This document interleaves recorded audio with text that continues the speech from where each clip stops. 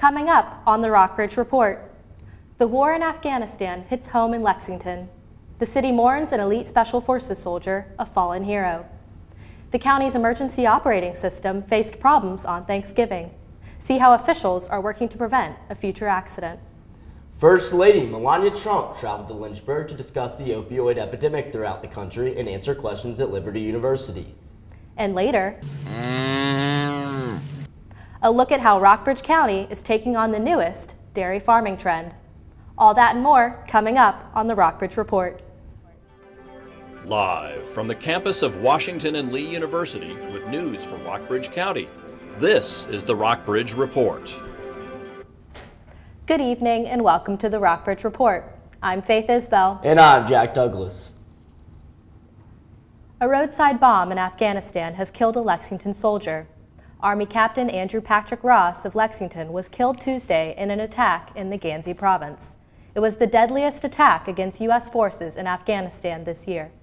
The Taliban is resurgent in the area. Captain Ross was based in Fort Bragg, North Carolina, and a member of the Army Rangers. He is a 2007 graduate of Rockbridge County High School. 2 other servicemen were killed in the attack. Rick Lawless, the athletic director, was there when Ross attended RCHS. That's the kind of person he was, because you didn't forget it. He just smile, just, you look at our yearbook, the picture of him, that's it, that's him. All the time, never changed, never changed. He loves soccer. Of course, his dad coached BMI for years. Man, you want to say it can't be real, it didn't happen. When you hear of somebody like, Drew, that happening. Michael Cohen, President Donald Trump's former lawyer, pleaded guilty today to lying to Congress to cover up that he was negotiating a real estate deal in Moscow. The deal was on Trump's behalf and took place during the heat of his campaign for the Republican nomination. He admitted today to lying in 2017 to the Senate and House Intelligence Committees, which at the time were investigating possible connections between the Trump campaign and Russia. Cohen declined to comment as he left the courtroom, but the president made comments after the proceeding. He's a weak person, and by being weak, unlike other people that you watch, he's a weak person, and what he's trying to do is get a reduced sentence. So he's lying about a project that everybody knew about. Old Dominion University was closed all day after receiving an anonymous bomb threat. The university, located in Norfolk, initially said classes would be delayed. The Associated Press says news outlets are reporting that all offices and buildings have been closed. Staff was instructed not to report to campus, and students were told to stay inside residence halls. The university has over 24,000 graduate and undergraduate students and over 3,000 faculty and staff. Sources say Trump administration is ready to move forward with the promised goal of ending the sale of bump stocks, the devices that can make a semi-automatic weapon shoot like an automatic. John Lawrence reports. Change is imminent for some gun owners. This is the bump stock, which takes 4 to 6 minutes to put on, and this is the way it works. Sources say the Trump White House is getting ready to officially ban bump stocks. So we're knocking out bump stocks. I've told the NRA, I've told that bump stocks are gone. President Trump first announced this plan shortly after last year's shooting in Las Vegas that claimed dozens of lives. But despite bipartisan backing, it's been a long process. In order to terminate bump stocks, we have to go through a procedure. We are now at the final stages of that procedure. Bump stocks allow semi-automatic weapons to fire rounds much quicker than usual. The Obama administration concluded bump stocks were a weapon accessory and clear from federal regulation. Not everyone will be in favor of this ban. If you're a law-abiding citizen in America and have a clean record, you should be able to own anything you want. A source says the new rule calls for giving bump stock owners 90 days to either destroy or turn in their devices. What should be banned is bad people. We, the people, have the right to protect ourselves and our family, even into the shedding of blood. I'm John Lawrence reporting. Democrats voted yesterday to nominate Nancy Pelosi for House Speaker, bringing her one step closer to reclaiming her position. Attendees of the closed-door meeting said Pelosi was nominated in a 203-32 vote. We had a most unifying session just now in the House Democratic Caucus, the new House Democratic Caucus, the most diverse caucus ever. And it was so inspiring to hear my colleagues place my name in nomination once again for Speaker of the House. Cindy Hyde-Smith won the Mississippi U.S. Senate seat in a runoff election this week. And with Hyde-Smith's win, there will be 24 women in the 2019 Senate. This sets a new record. CNN's Martin Savage reports. Cindy Hyde-Smith now becomes Mississippi's first elected female senator. She has been senator, but she had been appointed to the position. Now she has been officially voted as senator. She was defeating her Democratic opponent, that's Mike Espy, after what had been a very controversial runoff campaign. A lot of the controversy, though, had been generated by her own words. In one instance, she was caught on camera talking about how she would gladly sit in the front row of a public hanging. And then there was another instance where she was recorded joking, she says, about voter suppression. Neither one of those issues goes over well in a state like Mississippi, which has a very tragic history of racial violence, of lynchings, and of voter suppression against minorities. It also does not go over well because her opponent was African American, and it was feared by many that that could have a very negative impact on the outcome of this election. Clearly, though, the voters, at least the Republican voters, were able to accept her apology, which she made about a week after her initial remarks. Last night in the victory or the acceptance speech, she said she was humbled by the opportunity. She also stressed that she was going to represent all Mississippians. But then afterward, she was asked, could she put these controversies behind her? Here's what she said. You can get brutalized, you can get beat up. That's kind of part of this business. We're putting it behind us. We can go forward, and we're not looking back. Just before her victory speech, Cindy Hyde-Smith says that she received a congratulatory call from President Trump, and she says that he said to her, Cindy, you have been through a storm and you have survived it, and you have survived it with grace. And he said, anybody as tough as you are, we need in Washington. And that is exactly where she's headed, happy with her victory, but probably also glad to have these controversies behind her. Martin Savage, CNN, Jackson, Mississippi. Rockbridge County did not have a fully functioning 911 calling system for 2 full hours on Thanksgiving. Faulty sensors triggered problems with the generator switch that took the phone lines down, but the center says only non-emergency calls were placed during this time. Maya Laura has the story. The Rockbridge 911 calling system was not fully operational for 2 full hours on Thanksgiving. A generator switch failure took down the system for an initial 35 minutes. Faulty sensors were recalibrated and the system was tested after the failure. Interim Director of the 911 Center, Curtis Berry, says the center waited until it was absolutely sure the issue was resolved before putting the 911 connection back online. By then, 2 hours had passed. Callers were redirected to a different number during that window. Berry says residents only placed 2 non-emergency animal complaints. Although we never liked this to happen, it was a good test of our system. Director of Fire and EMS Nathan Ramsey says that the system was completely down for the first 10 to 12 minutes. An Alert Rockbridge email went out informing residents of the issue and providing a backup phone number to call. There was a brief window there that if someone had dialed 911 before the lines got transferred, that it may or may not have actually came through because the whole system went down. The over 27,000 residents who subscribed to Alert Rockbridge knew about the phone number change, but Ramsey says he was concerned about residents who may have missed the message during the system blackout. Ramsey says system failures should never happen. Essentially, there's a 3-tier system that should never fail, and it did. Berry currently also serves as the system technician. He speculates the new generator may not have been set up correctly at first, but he is confident this will not happen again. Just in case, he wants to train dispatchers to reset the failed switch on their own. Luckily, we had someone close and was able to make it there within 10 minutes, but if we could have a dispatcher walk them through it or have a guide quickly reset the switch within a couple minutes, that would greatly speed up the process. For the Rockbridge Report, I'm Maya Laura. Advance Auto Parts is moving its corporate headquarters from Roanoke, Virginia to Raleigh, North Carolina. The headquarters was in Roanoke for 90 years and will still employ 600 employees in the city. The move will add 435 jobs in Raleigh, most focused on data analytics, internet commerce, and computer technology.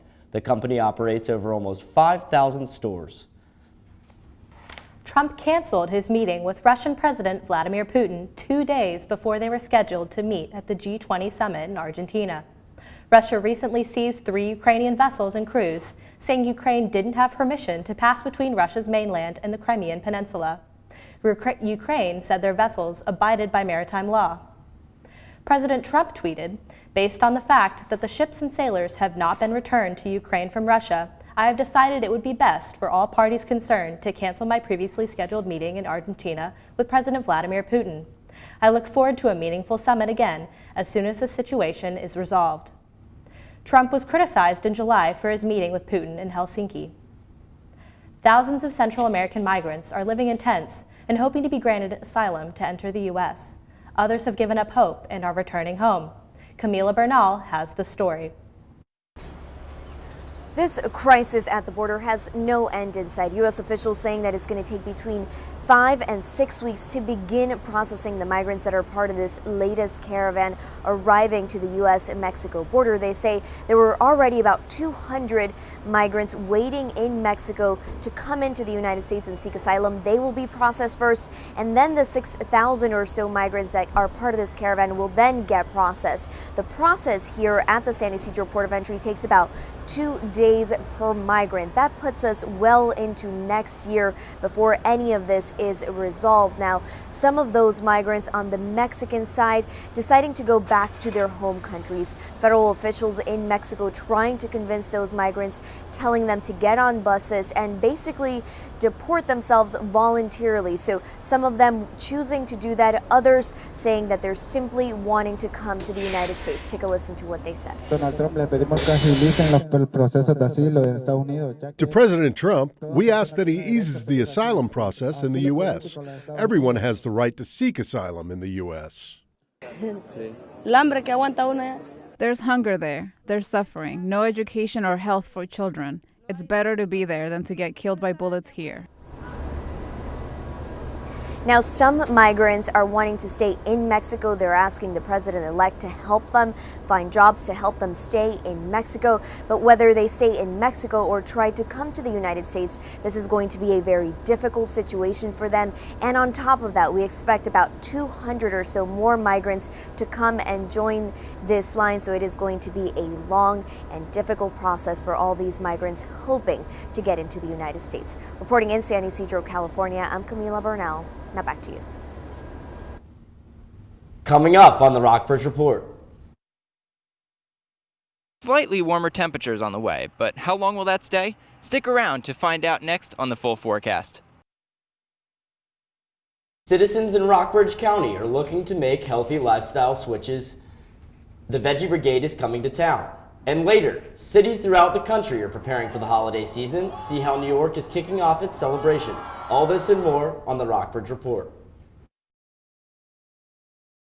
First Lady Melania Trump spoke at a town hall meeting at Liberty University in Lynchburg, Virginia, Wednesday. She spoke at a forum to raise awareness about the opioid epidemic, a part of her Be Best initiative. Almost 48,000 people died last year from overdoses involving opioids. Mrs. Trump spoke about the importance of eliminating the stigma associated with opioid or other substance addiction. Trump said she visited hospitals and facilities that help those affected by the disease. What has struck me with each visit is how this epidemic has touched so many people, whether it is because of personal use or that of family members, friends, co-workers, or neighbors. Opioid addiction is an illness that has truly taken hold of our country. Trump also took questions from the audience and shared information about her life at the White House. She was joined by Health and Human Services Secretary Alex Azar and Homeland Security Secretary Kirstjen Nielsen. Citizens in Rockbridge County are trying to live healthier lifestyles. The Veggie Brigade, a nutrition and exercise program, is expanding at Rockbridge County schools. The new program comes after a recent health survey showed that poor diet and bad health choices rank as the highest concerns in the community. Check out rockbridgereport.wou.edu for the story. Donald, the weather is looking like there's some rain coming in the forecast this weekend. Can you tell us some more about the weather? Yeah, we do have some rain showers on the way, but first, let's talk about today. We'll actually take a live look out at Washington Street here in Lexington, Virginia. And we're getting into the holiday season, and the temperatures really do feel like it. It's been chilly out there these last few days, much of the same again today. High today in the region got close to 50, but not quite there. High of 48 here in Lexington. Tonight we'll get down close to freezing, but again, just not quite. Low of 34. Luckily though, the wind, not quite as much out there. It was a little windy the last few days. Today, just 3 miles per hour. If we take a look at our region as a whole, you can see really not too much going on out there. We do have some clouds forming south of Roanoke, and as I shift this way, you'll start to see some clouds moving in this direction later this evening. Around the region right now, it's really warm down in Roanoke. 51 degrees, really the warmest temperature we had all around today. You can see it's much cooler. Up in Covington, just 36 right now. As I shift this direction, much of the same highs, or right now temperatures in the upper 30s, mid to lower 40s throughout the rest of the region. As we take a look at our 5-day forecast, you can see those showers that are starting to come our way. They're going to move in tonight, about a 50% chance of rain tomorrow, and they'll really be around all of Saturday. Along with that though, we'll have some nicer temperatures coming. High of 66 on Sunday, and then we'll get back to some nicer weather for the start of next week, back to some sunshine, but don't put those coats away too far yet. Don't bury them too much because cooler temperatures are back starting on Tuesday. Tuesday high of 46 and a low just of 30. That's all for our weather forecast. Jack and Faith, back to you. Thanks, Donald. Next on the Rockbridge Report, the Washington and Lee women's basketball team is young but has high expectations for the season. Bryn McCarthy has the season forecast.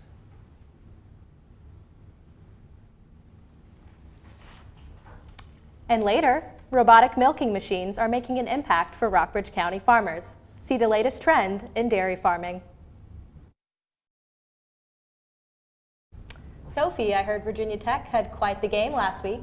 You're absolutely right, Faith.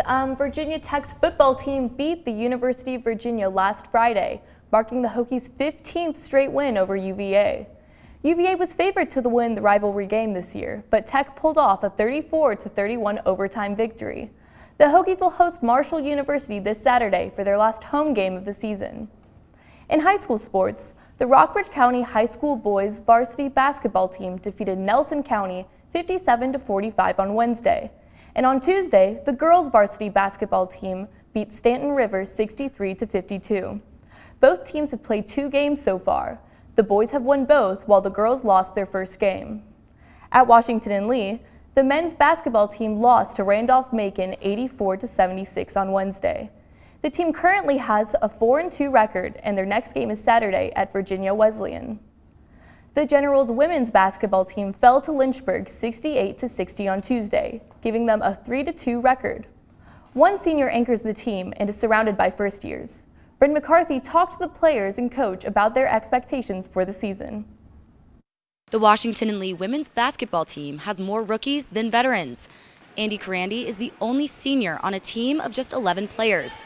6 are first years, 1 is a sophomore, and 3 are juniors. Head basketball coach Christine Clancy says Carandi has stepped up to guide the younger players. She's kind of like the mother hen to the 6 little freshmen. So it's pretty unique to have just one player in that class. Carandi says the key is to lead by example. The most important part about it, though, is like creating a personality that like they can look up to and like someone that they respect. Like I can't tell them to be doing something that I'm not doing. So, I mean, it's helped me learn how to hold myself accountable. Clancy says Carandi puts the team first. Andy she's our spark plug. She is a high energy player on the floor. And when she's on the bench, she's going crazy.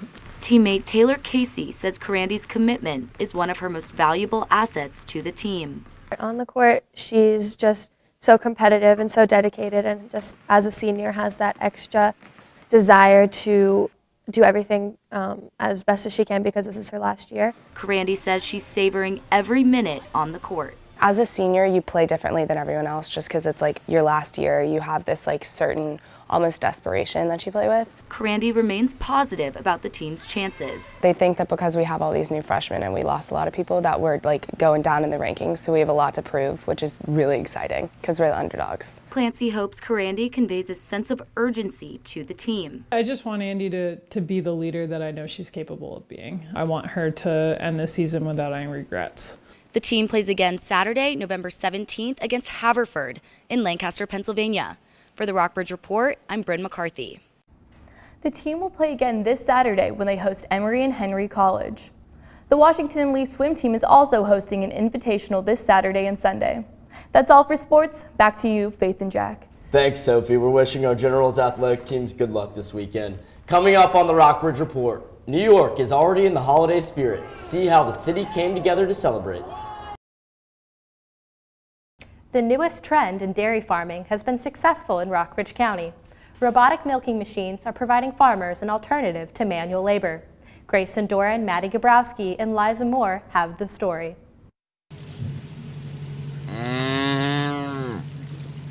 Ingleside Dairy Farm lies just 12 miles outside of Lexington, Virginia. In 2011, Bo Leach and his family purchased a robotic milking system. They were the first farm in Virginia to make the transition. We had always thought of robotic milkers were something that's kind of, out of reach and not something that was going to happen. The family wanted to expand their milking business. After visiting a farm with a successful robotic milker, they decided to invest. He was getting along great with it, and we thought, well, if he can make that work, we can definitely make it work too. As far as actually milking the cow, she comes in the stall, it gives her some feed. So she eats the feed while she's being milked, and that has a tendency, cows stand, just like people, they stand still and are eating, so that helps them not wiggle as much.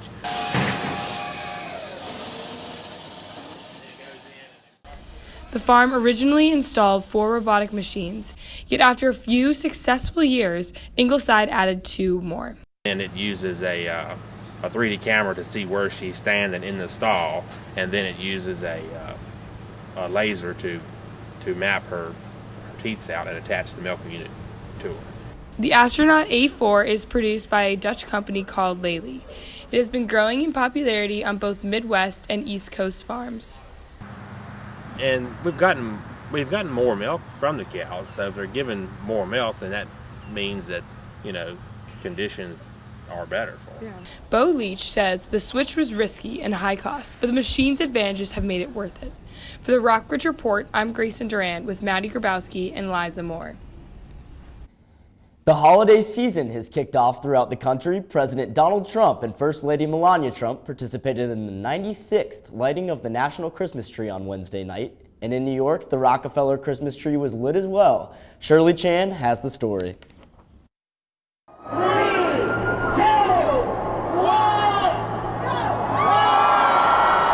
With the flip of the switch, Christmas has officially arrived in New York. The lighting of the iconic Rockefeller Center tree, annual event now in its 86th year, draws thousands and thousands. It was honestly the best. Beautiful, beautiful lights. The oohs and ahs are well deserved. This year's impressive Norway spruce is from Walk Hill, New York. It's 72 feet tall, weighs about 24,000 pounds, and has all the trimmings, including 5 miles of lights. And the cherry on top, a Swarovski crystal star weighing 550 pounds. That's a whole lot of bling. The experience wowing adults and kids alike. I would tell you that it is just like turning 5 years old again. Regardless of how old you are, how big and brawn and bad you think you are, you will turn into a child. Leading up to the lighting, there were musical performances, but the true star of the show is always the tree. This mom from Philadelphia surprised her boys and drove them up this afternoon. I think it's just so magical, and it just kicks off sort of the whole Christmas season, and it's so exciting. So I wanted them to experience it in person. I just love everything about Christmas. Metal barriers, cement blocks, thousands of NYPD officers on hand to keep everyone safe. 6 access points where security was tight. Large bags are not allowed in, and all small bags were checked and people were wanded. They do have heavy artillery out here. They actually do have K9 out here. And again, people are being respectful of one another, and that's the key point in having an enjoyable time out here. Thanks for watching the Rockbridge Report. Make sure to check out our website, rockbridgereport.wlu.edu for updates. Have a great evening.